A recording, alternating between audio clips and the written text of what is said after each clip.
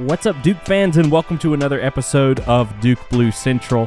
We are coming at you right now live after the Duke-Arizona game where the Blue Devils unfortunately took their first loss of the season.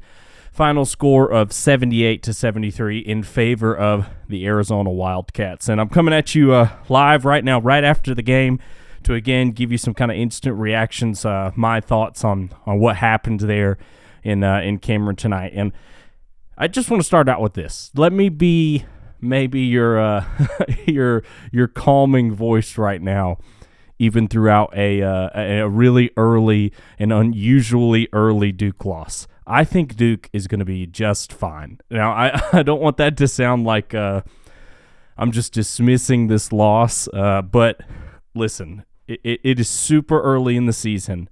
And I think Arizona is a really good team and has a chance to do something special this year. And I know it's at home. I know Duke's the number 2 ranked team. I know we were the favorites. I know, everybody was picking us to win. But Duke is going to be just fine. And I want to kind of break down this game into a couple different categories, tell you why I think that. But let's just start. Let's get the bad out of the way. I kind of want to do the good, the bad, and then maybe wrap up with some total thoughts on what happened out there tonight. But let's just get the bad out of the way, okay? There are a couple of guys out there that I think would tell you themselves they did not have a great game. And I don't want to rag on these guys. I think I saw a little bit too much ragging on certain players in particular when I was looking online among the Duke fans today. I understand we get frustrated with players' performances, but we can't drag these guys' names through the mud, okay? They're Duke players no matter what.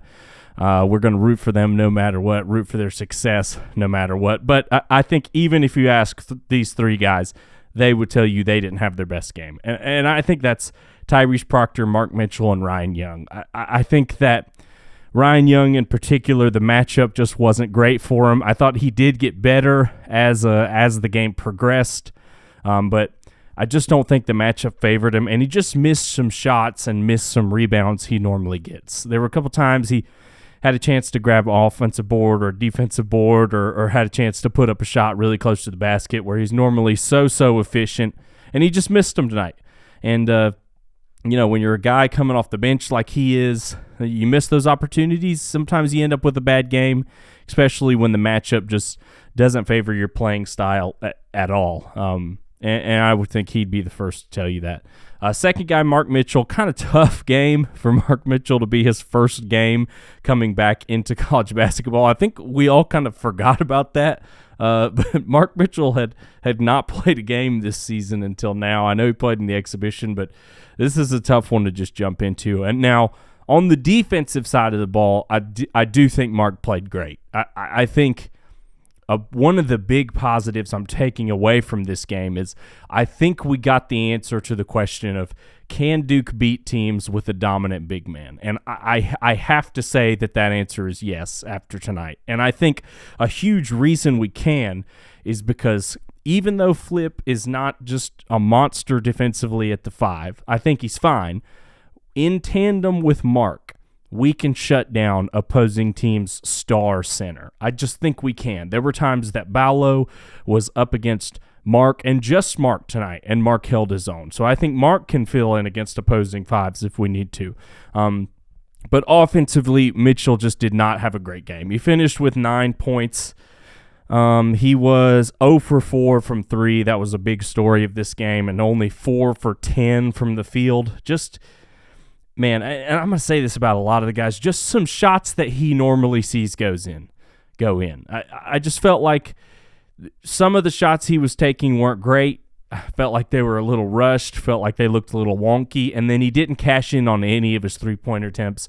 I really don't mind Mark taking open threes. I know his shot doesn't look the best, but look, they were going in at a high clip last year. There were times where he was our leading three-point shooter, even though last year's team was a bad three-point shooting team. I don't mind Mark shooting threes, but if you take 4, you got to make at least one of those for me to even think about you saying, for me to even think about saying he had a good shooting night. Missed all 4. A couple of them were wide open. I think most of them were pretty wide open. Mark's just got to make at least one of those. Ideally, he's making 2 of those. if you take 4 open threes, I would hope that he could be 50% on wide open threes. And then lastly, this is the guy that I thought maybe Mark Mitchell's poor performance was more just on one side of the court, and Proctor too, I thought played pretty good defense. But offensively, I just don't think he had it today. I know I think he finished with 8 points. Let me look here. Finished with 8 points, 3 for 9 shooting from the field, only 1 for 6 on his threes, only shot 1 free throw. That was another big story of this game. I didn't think Duke got to the line as much as they could have. They weren't driving with as much purpose as they normally do. But yeah, I just don't think that Proctor really had it tonight. I think there were times that we could have really played through him and played through his creativity. He turned the ball over 3 times, which is tied for first place on the team tonight, which is not something he normally does. There were a couple passes he had that were just bad tonight, and that's something I think I've never said about Proctor. I just think he had a rough night. I think there's no way around it. He did make 1 3 that was huge at the time, huge 3 to kind of, I think that brought Duke back to only a 1 point deficit. But so it was a big 3 that he hit. And we know the kid can play. I just think he didn't have it tonight. I don't think that he was at his A game. I think he would tell you that. And I just think for us to win these big games, we are going to need to see some more from him, or have another guard behind him step up just in a bigger way. But yeah, there were times I just didn't feel like his playmaking was as there. Even in the pick and rolls and things like that, it just didn't. I don't think we ran enough pick and roll. I'd love to see Flip and Proctor really involved every time on the offense with setting screens and passing out of them and things, but I don't think we saw enough of that. But even when there were opportunities for him, he just didn't have it. There was a huge play where we could have taken the lead on a shot that he eventually made, but he traveled in the middle of the lane.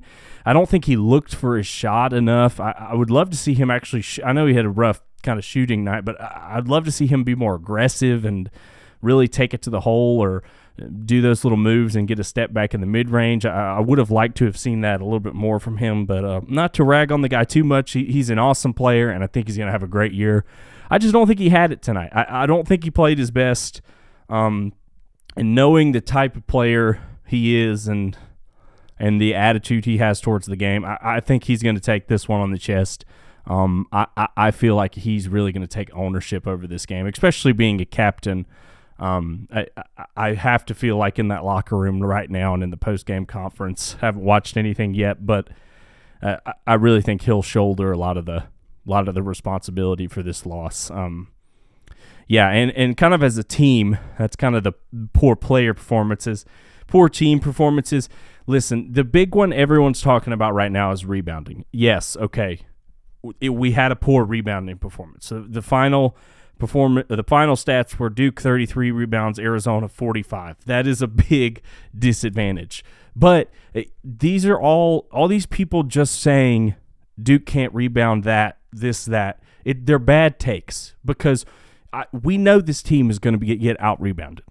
It's part of the fabric of this team. I understand you always want to rebound. It's very important, yes, but when you're playing a smaller lineup, when you're playing multiple guards, you know you're going to give up some rebounds. It's part of how we're going to play.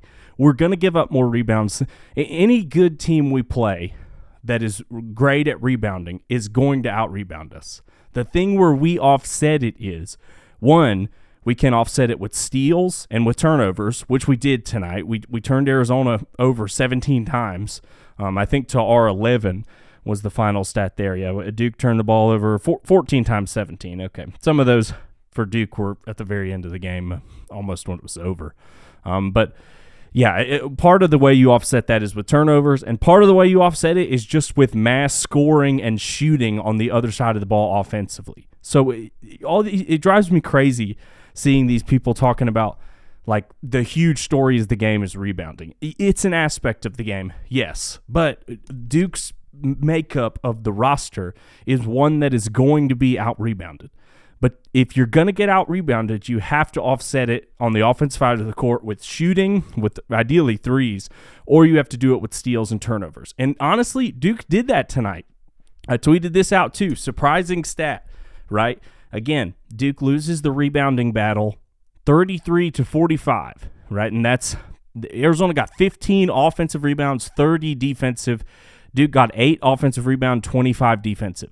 But normally when you see a rebounding stat like that, one team got 10 plus more shots than the other team. But the thing is, Duke and Arizona had the exact same amount of field goal attempts, 65, right? Arizona shot 30 for 65. Duke ends up shooting 28 for 65. We missed 2 more shots than them. So when you look at it that way, shots are really what you're concerned about. Even though Duke loses the rebounding battle in this game by a landslide, you get the same amount of shots. That's our game.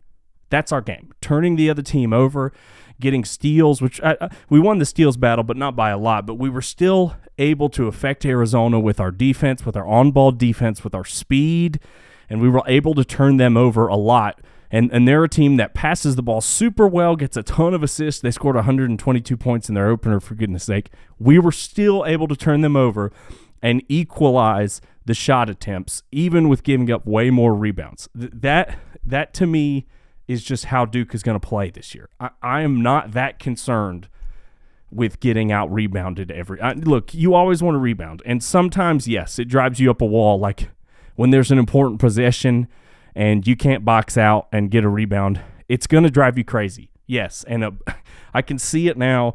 A bunch of Duke fans all year are going to be talking about rebounding, but the way this team plays with the guards that they play is the lineup that will get out rebounded. So stop freaking out about the rebounding. It drives me crazy. We shot the same amount of field goals. That's what really matters in the end, because we gave up rebounds, we were able to get turnovers. It's kind of a give and take here. Now, that doesn't always apply, but that's what happened in this game. All right, enough of a rant about that. I'm sure I'll be ranting about that later in the season. It drives me crazy, these people that just throw up these stats and think that it decides the game. It didn't. The rebounding did not decide this game. I don't care what anybody says. Next bad kind of as a team was Duke just couldn't cash in the important moments. Several people were tweeting about this during the game, but whenever we brought it back to, one possession lead or even Duke was up, they couldn't finish. They just couldn't finish. Like, we would tie the game or go up 2 or get within 1, and they would stall, turn the ball over. We did that a couple times. In the first 10 minutes of the second half, I think we had, I don't know what the number is, but we had a ton of turnovers as we were going on our run, because we would get the lead or get it really close and then flip and turn the ball over. And that's just something you can't do. The team needs to learn to swing with momentum. When we get rolling, we need to have some plays we go to on offense that can either get us to the line, which I think is something this team didn't do a lot. This team is a good free throw shooting team, and I just don't feel like we pressured Arizona enough or pressured the refs enough to blow the whistle and get us to the free throw line. But that just didn't happen. We couldn't capitalize in the moments we needed to, especially on offense. And I just wanted to highlight, there were just a lot of shots I felt like that normally go in that didn't, and I think especially from Roach. Now I do think Roach had a great game, and one of my first, this is kind of spoiling my first big good, is that Roach is just a killer, man. He is just, we talked about it all off season, but he is just that perfect closer of a game. Just get him the ball and get out of the way. We come out of a timeout, we're down 1. He instantly catches a pass on the wing and makes a 3-point shot to put us up 2. At that point, I thought Duke was going to win the game from there. It didn't happen, but Roach is just a born killer. But I thought there were so many shots that we are just so used to seeing Roach make that were just unlucky misses tonight. I think he missed 2 or 3 of those little pull-up free throw line jumpers, and I feel like he never misses those. It is just an automatic shot for him that just always goes in, especially on little tip outs and things like that. He's just the man when it comes to that. And they just had a few, and it was like, wasn't bad misses either. They were like, double rim bounce outs. Those are just shots he usually makes, and just a minute difference of where he placed the ball caused them to bounce out a couple times. And those points really are the difference in a game like this. I just think Roach got unlucky a few times tonight and just barely missed some shots he normally makes. But overall, he was a killer. But let's move on to the good. I think there are plenty of positives to take away from this game. My first one, once again, Roach, just a born killer. It was still clear, even though we've got Proctor, even though we've got all the good freshmen, at the end of the game, when we needed a shot, when we needed a bucket, either Kyle Filipowski or Jeremy Roach was taking that shot, and everybody knew it. Everyone on Duke knew it. Everybody on the other team knew it. It was either going to be Roach or Flip, and that's exactly what happened every time we needed a big shot. But man, there are not a lot more people I trust with the ball in their hands at the end of the game than Jeremy Roach. He just always seems to make the right play, and is just born for those tough moments. Just a killer out there. I was really proud of the effort that Roach put in tonight. Plus, 1,000 points. Congrats, Jeremy Roach, on the awesome career achievement. Kind of goes under the rug a little bit, especially with the Duke loss. But that's quite an achievement in this day and age to score 1,000 points at Duke. So congrats to him. He's earned it. He's been a fun guy to watch over his time at Duke. So happy he's back for his senior season. Also, I just put Flip was awesome. What more can you say about this guy? He had a great game tonight, and I think we learned from him that he can be effective at the 5 defensively. Now, I think it helps with Mark on the floor. There were a couple times Ballo backed Flip down and was able to just out-muscle him, but with Mark's help, he had to pass out of those, or he put up a bad shot, made a bad decision. My biggest question mark, maybe leading into this game, was how is Duke going to defend a lead center? How is Duke going to defend a team that really plays through their big men, a team that their big man is their best player? And I thought they held up well. I thought the defense did everything they needed to do to win. Can we improve? Yes. But I just feel like the defense was able to do enough for Duke to win that game. We just couldn't follow up with it on the offensive side of the ball. But I think we learned from this game. Look, if we're playing a game with an opposing star big, we can defend. We can do enough to win. That's a massive positive. Like, I know people are down about this game, and yeah, it sucks. It stings to lose at home. But look, I think we learned we can play with the team that their best player is their center. Dominant centers, we can beat them. And that's a big deal. Like, learning that this early in the season and getting that experience against a guy like Ballo this early is going to do miles for this team. And we learned we can do it. I'm walking away from that really happy. I also we were turning them over super well when I ranted about the rebounding. We know this team style defense is not going to be pound you on the boards. It's going to be to put pressure on the ball and either get steals or make you make mistakes in the passing game, which we did a ton of. I thought that was awesome as a team.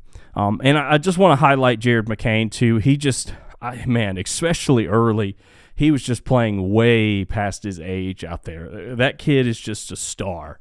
He's just a star. And yeah, just a huge game from Jared McCain. I mean, he finishes with going 3 for 8 shooting, 1 for 3 from three-point range. There are going to be games he shoots better than that. Ends up finishing with 4 rebounds, 5 assists, and 3 steals. Just what a huge effort from him as a freshman playing like this in your first really big game against a really good team. I couldn't be more happy with McCain of how he played tonight.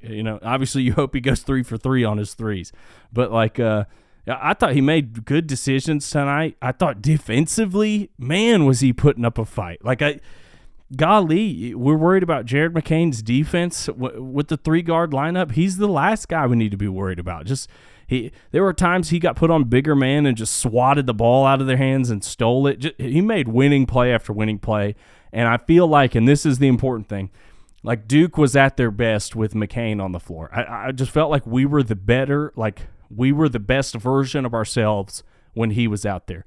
walk away feeling extremely positive about McCain. All right, that's kind of all I have to say about the good and the bad. Now, I'll just want to say some things to kind of wrap up as we continue talking about this team. Let me just say, these are some big exclamation points. This team will look very different come March. That's so important to remember. It is Duke's second game of the year. To highlight that, Caleb Foster did not even attempt a shot in this game. Sean Stewart did not even attempt a shot in this game.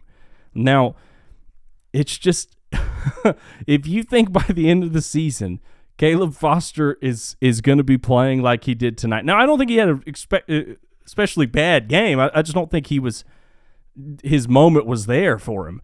But if you think we're not going to use, in particular, those two guys at the end of the year like we're using now, you're crazy. Like, come March, it wouldn't surprise me if Caleb Foster is shooting 10 times a game and he doesn't take one tonight. This team is going to look so different when the young guys really get going, other than McCain, because he's already getting going. But there are so many things that are going to look different when we look back on this team. And again, look, the big takeaway from this game is I just think maybe the most important moment of the game. You know, Flip hits a shot to go up, I think, 69-67, 2 points with 1:09 left, right? It was right after Roach hit a three. They hit another shot to tie it up. We were up 2. Then they hit another shot to tie it at 67. And then Flip comes down, makes a driving layup to go up to 1:09 left to play. Duke is slapping the floor defensively. I think it's over right then. I really thought Duke was going to wipe them out by then. And look, if you get a stop right there, Duke probably wins this game. 1:09 left, you're up 2. You get a stop, you probably win. But instead, they flip fouls on a not-so-great play. The guy makes it and converts the three-point play for an and one, and they go up 1. And after that, Duke just couldn't get going offensively again. And then Arizona hit every clutch free throw they needed, which is a credit to them. That's all preparation and clutchness, and they executed better. But I just think sometimes when you're playing a great team like this, it comes down to, one big possession at the end of the game. And today, Duke lost that possession. You're up 2 with 1:09. You want to win that game. You get a stop, you're shooting free throws for the win probably. I mean, you got one more possession to maybe even go up by more. But I'm convinced that Duke gets a stop there after Flip's shot, after Flip's made shot. They probably win. They didn't. They gave up an and one, so they lose. Sometimes when you're playing teams like this in November, that kind of stuff happens. It happens in March too, but we got a long way to go to prep for that. But this game was really, I don't want to say lost, but Duke dug themselves way too big a hole in the first half. We were down 8 at halftime. Just not a lot of things were going right in that first half. The second half was far more positive. Duke won the second half on the box score, especially when you kind of factor in the useless kind of dunk at the end. I think we win it by 5 points in the second half. Ended up winning it by 3 because of the big dunk to end the game. But second half was far better. If you play the second half like you did the first half, Duke wins this game. But they dug themselves too big a hole. I think they shot 2 for 12 from 3 in the first half. Really bad shooting in the first half, not just from 3, but all around. Flip was good in the first half. But, man, there weren't, other than McCain, weren't a lot to highlight in the first half. Even Jeremy Roach didn't have a great beginning to this game. So, if you don't dig yourself a big hole, Duke probably wins. But they need to take that lesson and move on from it. But I want to tell all the Duke fans out there to calm down. I know this is an early loss, but listen, we knew that this non-conference schedule was really tough. We play Arizona, Michigan State, Arkansas, and Baylor. We don't know what's going to happen in the rest of those non-conference games. But if I were to say Duke wins out their non-conference opponents, and you're sitting here and between Arizona, Michigan State, Arkansas, Baylor, those 4 games, you go 3-1, I feel like you have to be happy with that. Now, I know most people were kind of expecting us to win this one and maybe lose at Arkansas or maybe lose one more, but We don't know what's going to happen. Let's have a conversation after those games, because I said, early, if you want to get a number one seed in the NCAA tournament, these non-conference games are very important because you need to get these big wins. So we'll talk again after the rest of the non-conference schedule, and if we're sitting here 2-2 or 1-3 in those 4 big games, we'll have a different conversation. But if we're sitting here 3-1 and the one game we lose is Arizona, that's a positive. That's good. Now, you don't want to drop this one because it's the first one, and now you got to win 3 in a row. But listen, Duke has an opportunity to do that.